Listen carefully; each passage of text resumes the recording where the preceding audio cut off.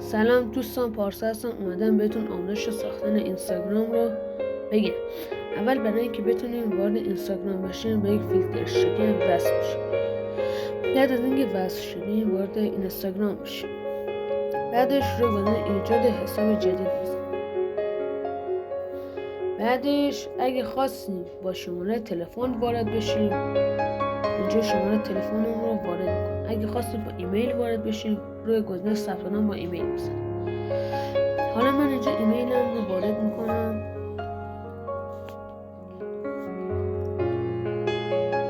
اینجا کد تایید 6 رقمی برای ایمیلم فرستاده میشه. اگه خواستیم با شماره تلفن برین، اون شماره تلفن رو میزنین و همینطوری یک کد 6 رقمی برای شما پیامک ارسال میشه و باید اون رو وارد کنید. الان این کد 6 رقمی رو وارد کنم. کد 6 رقمیش هست. ما این رو کپی میکنیم و اینجا وارد. حالا میزنیم روی گزینه بعدی. اینجا یک رمز واسه حساب کاربریمون وارد.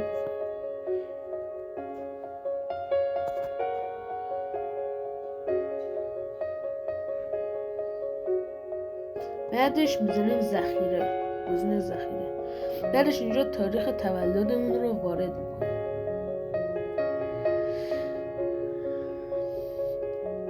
بعد رو گزینه بعدی میزنیم. بعد اینجا یک نام واسه خودمون انتخاب میکنیم.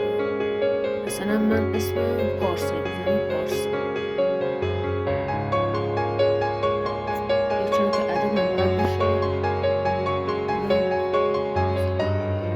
و بعد از اینکه اسم زدیم میزنیم رو گزینه بعدی.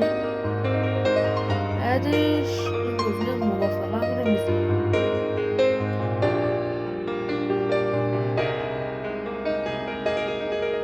وایسیم تا بیاد.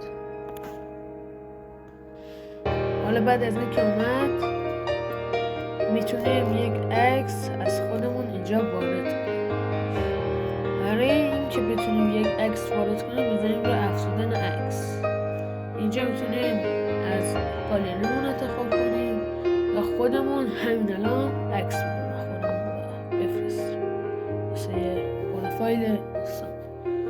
بعدش میزنیم رو گزینه رد شدن. بعدش اینجا خوش آمدگویی و بعدش هم میزنیم رو گزینه بعدی. بعدش هم برای اینکه بتونیم فامیلا یا دوستامون رو پیدا کنیم به اینستاگرام اجازه میدیم که به مخاطبامون دسترسی پیدا کنیم، برای اینکه بتونیم دوست و آشناییمون رو بهتر پیدا کنیم. بعدش میزنیم روی گزینه رد شدن. بزنم رد شدن. اینجا میتونیم انتخاب کنیم حسابمون خصوصی باشه یا همگانی. همگانی یعنی که همه میتونن عکس یا فیلم‌ها یا استوریایی که ما میذاریم رو مشاهده کنن.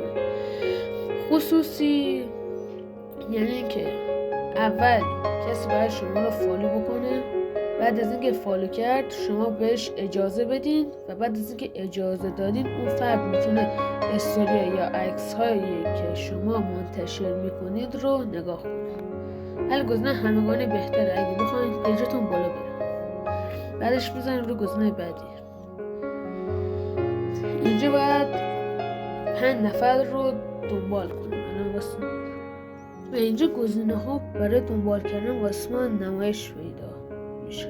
مثلا این پیج ها میتونیم دنبال کنیم. اینکه رو گزینه دنبال کردن میزنیم و بعدش میتونیم روشن کردن اعلان ها رو بزنیم. یعنی که هر کسی که شما فالو دارین وقتی که پست میزنن شما میتونین اطلاع پیدا کنید. اینجا اگه خواستیم اون اطلاع پیدا کنن یا ما اطلاع پیدا کنیم از پست‌ها یا لایوهایی که دیگران میزنن اینجا اجازه به اعلام میدیم و اینجا حساب ما وارد اینستاگرام میشه و میتونیم ویدیو رو نگاه کنیم. این بخش اکسپلوره که همه چیز داره. بکنید اینجا باید شما چند نفر رو دنبال کنید که مثلا پستای اون براتون بیاد. مثلا من آقا رو دنبال کردم، فیلمایی که ایشون میزنن رو من میتونم مشاهده کنم. مثلا ناصر رو دنبال کنم، میتونیم عکس از کهکشان‌ها و اینا رو مشاهده کنم. خب امیدوارم که این ویدیو براتون مفید باشه.